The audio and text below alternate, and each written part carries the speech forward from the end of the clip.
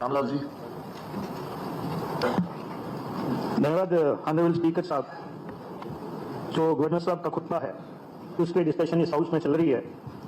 सबसे पहले तो मैं भी अपनी तरफ से, अपनी पार्टी की तरफ से जम्मू कश्मीर के आवाम को मुबारकबाद देता हूं कि जिस तरह से बढ़ के उन्होंने असेंबली की, विधानसभा की इलेक्शन में पार्टी स्प्रेड किया।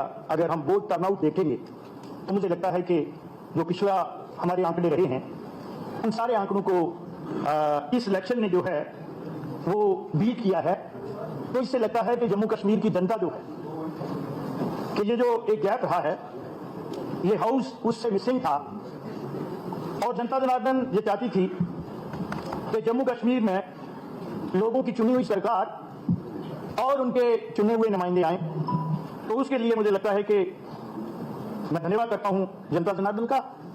केजरी बेंचेस हो या अपोजिशन बेंचेस, लोगों के चुने हुए नुमाइंदे हैं। यहां कुछ बातें इतिहास की आई हैं। जिन्होंने ये मोशन मूव किया, बहुत ही वेटरन इस हाउस के ऑनरेबल मेंबर्स हैं।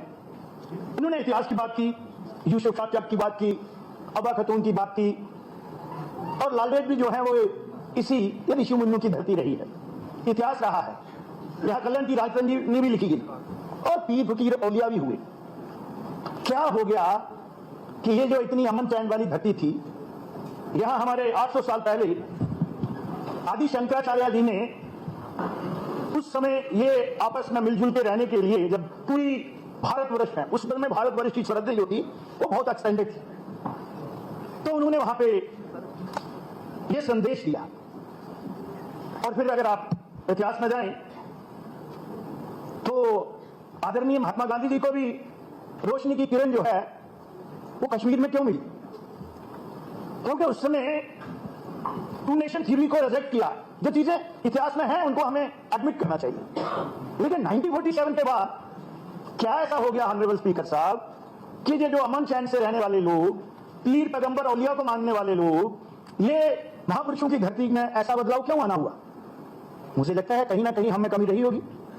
जितनी भी सक्सेसिव गवर्नमेंट्स रही या लीडरशिप रही, हम इशू बेस्ड पॉलिटिक्स करते रहे। तो मुझे लगता है कि मैं इमीडिएटली कुछ ऐसे इश्यू, अगर आप देखेंगे, मैं इतिहास में ज्यादा नहीं जाना चाहता, मैं ज्यादा कोई इतना भी नहीं चाहता। एक्सेशन और मर्डर कंडीशनल था या परमानेंट था, उसमें भी नहीं जाना चाहता। 370 को हम बार बार डिस्कस कर रहे हैं, तो मैं रिकॉर्ड को स्टेट करना चाहता हूं। 370 वहां से एक्सक्लूड कहां हुई है? उसके जो बैड प्रोविजन थे, जो यहां की जनता के हक तलफी होती थी, वो एक्सक्लूड हुए हैं। जनाब, हम क्यों इस चीज को फिर issue out of issue, non issue को इशू क्यों बनाना चाहते हैं? हमें सच्चाई का रास्ता और लीडर इज टू लीड। तो मुझे लगता है कि आज भी हम अपनी जनता जनार्दन से सच नहीं बोलना चाहते हैं। यहां मैं एक रिकॉर्ड और स्टेट करना चाहता हूं। हमारे कांग्रेस के साथी ने कहा कि अनडेमोक्रेटिक बेसिक, जो हमने इतिहास में पढ़ा है, वे बहुत परमादरणीय साथी हैं। कैसे हो गया अनडेमोक्रेटिक? लोगों का चुना हुआ जो डेमोक्रेसी का सबसे बड़ा टेंपल है, जितनी मुझे समझ है, उसको हिंदुस्तान की पार्लियामेंट कहते हैं। वहां एब्सोल्यूट मेजॉरिटी से और प्रॉपर बेसिक, अब बिजनेस कंडक्ट रूल का उन्हें प्रोसीजर यहां वो एजुकेट कर रही थी। तो मुझे ये बताएं वो जरा, ये 35 वे कैसे आ गया? वो किस डेमोक्रेटिक वे से आया था? किसने लाया था? वो किसी की डेमोक्रेसी ने, वो डेमोक्रेटिक सिस्टम किसी बड़े इंस्टीट्यूशन अपर हाउस से आया था या लोअर हाउस से आया था? और मेरे जैसा आदमी तो इन चीजों का भुगतान है। यहां डोगरा ट्राइब को बहुत हानर किया गया, मैं अप्रिशिएट करता हूं। मुझे लगता है कि हम नॉर्मलसी की तरफ जा रहे हैं। अगर हमारी सोच में रियल सेंस में परिवर्तन हो रहा है, अगर गैलरी को एड्रेस करने के लिए हो रहा है, तो मुझे लगता है कि हमें अपनी सोच में परिवर्तन लाना होगा। हमारी कथनी और करनी में फर्क नहीं होगा। ऑनरेबल स्पीकर साहब, इस मुल्क में दो ही कौमें हुई हैं जिन्होंने with in the territory of India अपनी सरहदों को, अपनी टेरिटरी को एक्सटेंड नहीं किया। और उन दोनों वॉरियर्स ने, जो इन्वेडर आते थे दूसरे मुल्कों से, उनको रोका। पहले वो सिख वॉरियर थे और उसके बाद डोगरा वॉरियर महाराजा गुलाब सिंह और जनरल जोरावर सिंह। आज गिलगित बल्तिस्तान की बात हुई, पीओके की बात हुई, एक्सेशन की बात हुई, तो जनरल जोरावर सिंह तो जनाब लासा तक पहुंचे थे। लेकिन हमने इतनी बेइंसाफी की कि उनका कहीं इतिहास में किसी एजुकेशन के सिलेबस में नाम ही नहीं, और सबसे अच्छा रूल डोगरा रूलर रहा है। एक भी ऐसा इंसिडेंट नहीं है जिसमें कहीं कॉमनल राइट्स हो, हालांकि उस समय कनेक्टिविटी नहीं थी, कम्युनिकेशन के साधन नहीं थे, कोई और आमदरफ्त का साधन नहीं था, और विजनरी लीडर चाहे साम्राज्यवादी था। पहली बार 1922 में टचविलिटी के खिलाफ मंदिर, मस्जिद, गुरुद्वारा, और उनको भी नहीं हमने बख्शा। और टूट कश्मीर मूवमेंट चलाई, वो किसने चलाई थी? अब आप जस्टिफाई करें ये जब अप्रोच और फिर उसको आगे बढ़ाते गए हम ग्रेजुअली 1970 47 90। राजा आओ आओ, ये देखो मैसेज कहते हैं वीडियो लाइक करके कि हमारी अप्रोच, हमें अपीसमेंट पॉलिसी पे आ गए हम। इसी हाउस में 1981 का अगर बजट सेशन देखेंगे आप, और मैं रिकॉर्ड में लाना चाहता हूं, और मैं अपने बहुत ही परम आदरणीय विधायक साथी जो मुझसे पहले बोल रहे थे उनको, कि उस समय कांग्रेस के विधायक श्री धर्मपाल शर्मा जी ने रेजुलेशन मूव किया था। मुझे लगता है आप उस हाउस के चशमदीद गवाह हैं। अब इतिहास को छेड़ा है तो सुनना पड़ेगा। अगर मुझे यहां से रो करेंगे तो मैं अपनी पार्टी का टाइम लूंगा। और उसमें उस समय के सबसे बड़े टॉप लीडर और उस समय के चीफ मिनिस्टर जनाब शेख मोहम्मद अब्दुल्ला जी ने रिकॉर्ड में कहा है कि अब 370 का जो टेम्परेरी प्रोविजन है उसका कोई ज्यादा इंपॉर्टेंस नहीं रही। फिर भी हम इन चीजों को एक्सप्लॉइट करते रहे। 81 बोल रहा हूं, यहां मैं नहीं होगा, मुझे करेक्ट करना, मैं भी तो सीख रहा हूं। मैं तो एक विद्यार्थी हूं, राजनीति का विद्यार्थी हूं, आप करेक्ट कर लेना। तो ये सारी बातें क्यों हुई? और मैंने कहा मैं भुक्तभोगी क्यों, मैं उधर से इधर क्यों आया था?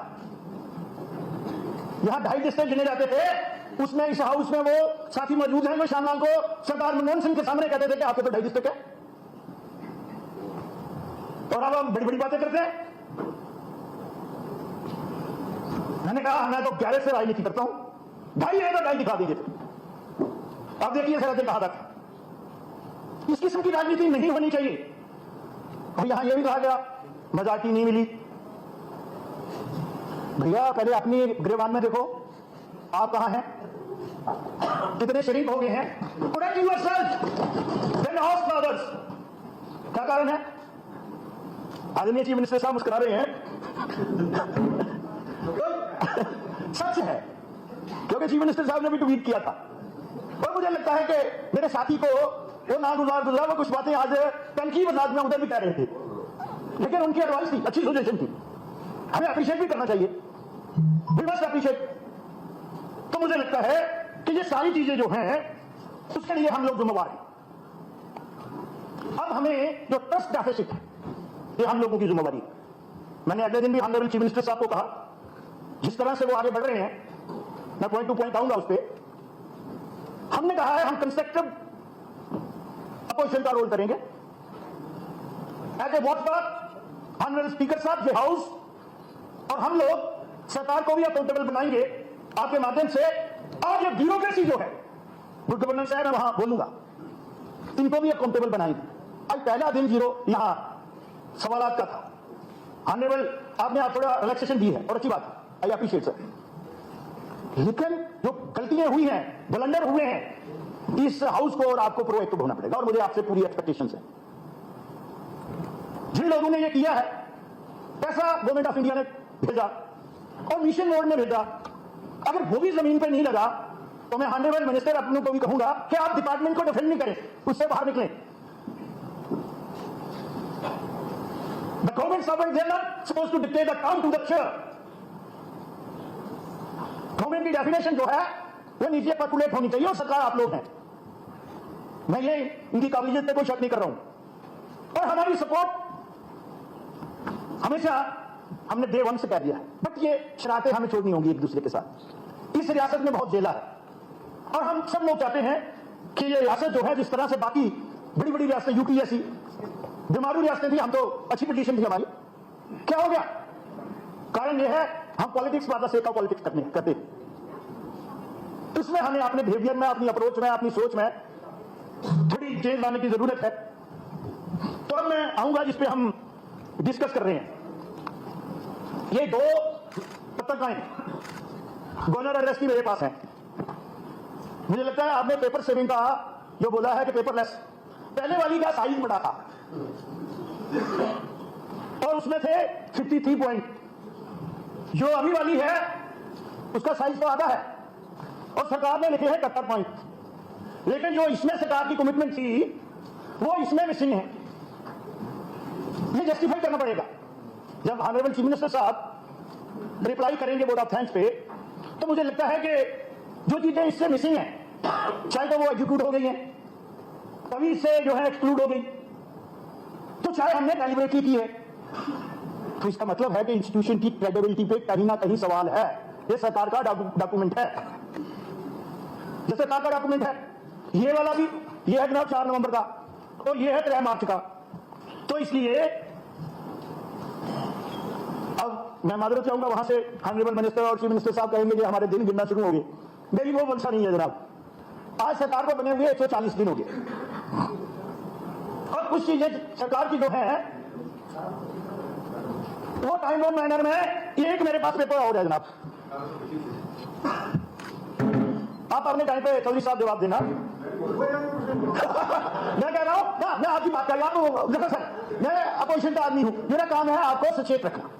अपोजिशन का रोल क्या है? बिजनेस कंडक्ट रूल क्या कहता है? मैं चेक को बोल रहा हूं, ये कहता है कि सरकार को सचेत रखो, ऑन टो रखो। आप चीफ मिनिस्टर साहब को सपोर्ट करें, हम भी करें और हम आगे बढ़े। उसको माफ है क्योंकि अभी बहुत कुछ सीखना है, ताकि बैठी बात नहीं है, बिगनिंग है। तो ये आप भी मेरे बहुत परम अजीज हैं, तो इसलिए इसमें सर कुछ प्रॉमिसेस थे आपकी सरकार के, पहले के मिले हैं। इसमें प्रॉमिसेस जो थे वो अगर आप देखें तो मेल नहीं खाते हैं इसके साथ जो आपका विजन डॉक्यूमेंट है, जो आप कर रहे हैं और आगे आपका क्या गवर्नेंस। तो मैंने बोल दिया कि गवर्नेंस की डेफिनेशन क्या होनी चाहिए। बजट के लिए मैं चीफ मिनिस्टर साहब का धन्यवाद करता हूं कि कम से कम उन्होंने एक लेजिस्लेटिव की अथॉरिटी, और ये भी पहल हमारे यहाँ की लीडरशिप ने की है। मैं इतराफ करता हूं, अगर गलती भी हो जाए उसकी भी करता हूं, जो अच्छा काम किया इसलिए मैं नफरत करूंगा आप नेशनल कॉन्फ्रेंस में, या मैं बीजेपी में हूं या मैं उधर हूं। वो नहीं, सिंगल लाइन एडमिनिस्ट्रेशन कहां से चली थी? आप लोगों यहां से ही चली थी सर। आज वो अथॉरिटी जो है वो डिलीट हुई है और ऑनरेबल चीफ मिनिस्टर ने और उनके इंस्टीट्यूशन ने। लेकिन मेरी गुजारिश होगी कि उसको लेटर एंड स्पिरिट जो है वो इंप्लीमेंट किया जाए। स्टेटहुड की बात आई, ताने मीने चल रहे थे, बिल्कुल है। ऑनरेबल प्राइम मिनिस्टर और गृह मंत्री जी ने on the floor of the house इस बात का माना है और वो हमारा हक है। मैंने भेजे पहले के डोगरों की पढ़ाई, कौन लोग थे हम? डोगराज में सब लोग आते हैं। इस जम्मू कश्मीर में बनाने का सब कौमों का, सब मजहबों का कंट्रीब्यूशन रहा है। तो स्टेटहुड के लिए हम भी चाहते हैं जल्द से जल्द, पर उसके लिए मुझे लगता है कि अभी वहां दिल्ली और दिल की दूरी की बात कर रहे थे, हमें थोड़ा सा जो हमारा चंचल सभा है अपनी इंद्रियों पे कंट्रोल करना पड़ेगा। गैलरी को प्ले करने के लिए जैसे अभी हमारे साथी यहां कर रहे थे और उधर से भी आया, अब पाकिस्तान का और हिंदुस्तान का कंपैरिजन कैसे हो गया? 4 बार के विधायक हैं मेरे आदरणीय गोयल साहब, अमीर Saifullah, is the best parliamentarian. मैंने सोचा मेरे दोस्त मेरे बुरे, ये तो तारीफें कर रहे हैं आपकी।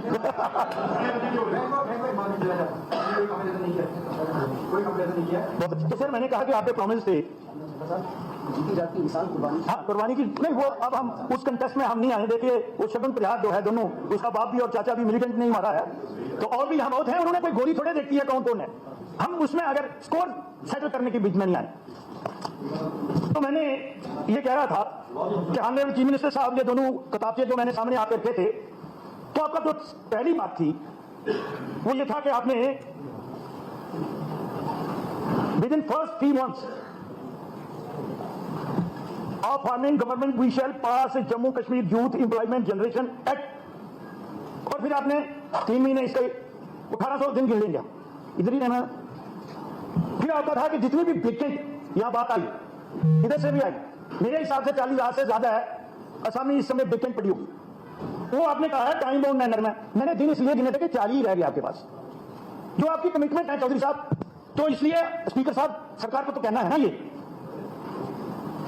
एप्लीकेशन आपने बोला था वो छोटी मोटी बातें हैं। फिर आपने रिलीफ फ्रॉम इलेक्ट्रिसिटी, बहुत बड़ी दिक्कत है आज सबकी कंस्टिट्यूंसी में, क्योंकि यहां रिफॉर्म्स हुए, पॉलिटिकल कंपल्शन रही, लेकिन ये भी आता है कि हमारा रेवेन्यू स्वीप कितना है, स्मार्ट मीटरिंग होनी चाहिए, आपने बहुत अच्छी आपकी तजवीज है। लेकिन उससे पहले मैं स्पीकर साहब आपके माध्यम से ये सजेशन देना चाहता हूं कि आपका ये कमिटमेंट है कि 200 यूनिट बिजली हम जो गरीब लोग हैं उनको मुफ्त देंगे, और जो पुराना उनका आउटस्टैंडिंग है वन टाइम वेव ऑफ करेंगे। ट्रेजरी पेंशन के साथ साथ हम भी अपोजिशन वाले जो है इसमें आपका भरपूर सहयोग करेंगे। इधर करना है या दिल्ली करना है, हम तो सब मिले जुले लोग हैं ना, हम बांट क्यों रहे हैं, अपनी डिवीजन क्यों कर रहे हैं, हम लोगों की सेवा के लिए आए हैं। और फिलहाल सर एमनेस्टी तो चल रही है, और मेरे हिसाब से डोमेस्टिक में डिपार्टमेंट आपके पास है 500 करोड़ से ज्यादा आउटस्टैंडिंग नहीं होगी। तो मेरी ये आपसे गुजारिश है कि इसका भी कोई जिक्र नहीं आया सर इसमें। फिर सर आपने सोशल वेलफेयर डिपार्टमेंट में है, आपकी कमिटमेंट है, मैनिफेस्टो ट्रस्ट एडिशन किस तरह से बढ़ता है कि आपने ये वादा किया था सरकार, यहां कहीं नजर नहीं आया मुझे किताब में। तो सर ये तो आपने कहा था कि economical weaker section in totality 5,000 रुपया देना है आपने, हम भी आपके साथ हैं। फिर 6 सिलेंडर भी देने हैं, नहीं इन्होंने इस पे जाऊंगा, 12 की बात की अनाउंसमेंट है, ये भी बड़े चलाक हैं, पुराने लोग हैं, 85 साल की पार्टी है भैया, क्या बात कर रहे हो। हाँ ये कमिटमेंट भाई, दिस इज ये डॉक्यूमेंट है 25 लाख नहीं, आप मुझे नहीं साहब, आप बहुत ही डिसेंट फिर आ गया सर आपका एक स्टेटमेंट बता दीजिए कि प्राइम मिनिस्टर मोदी, अरे बताओ साहब मैं दे रहा हूँ ना जवाब, गंगा जी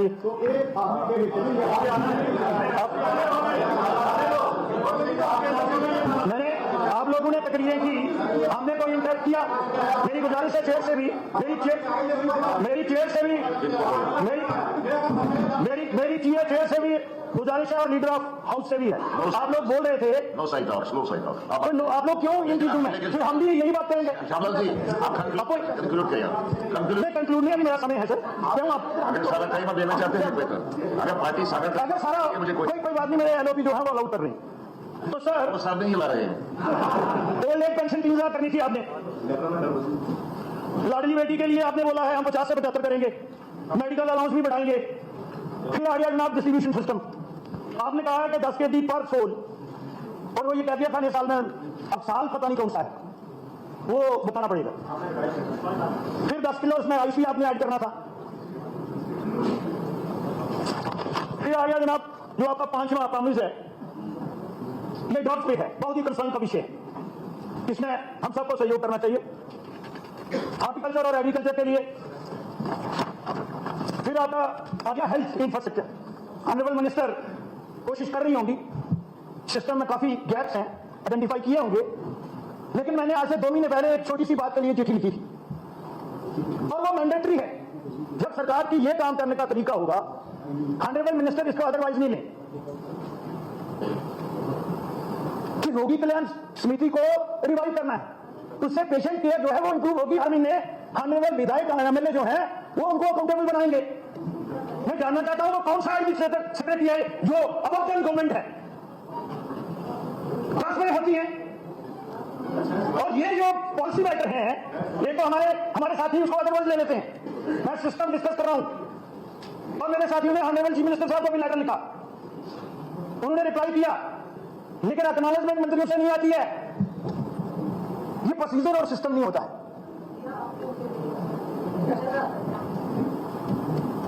मैडम मेरे होते हुए जो हुआ है ना, वो ऑनरेबल चीफ मिनिस्टर साहब उसके गवाह हैं।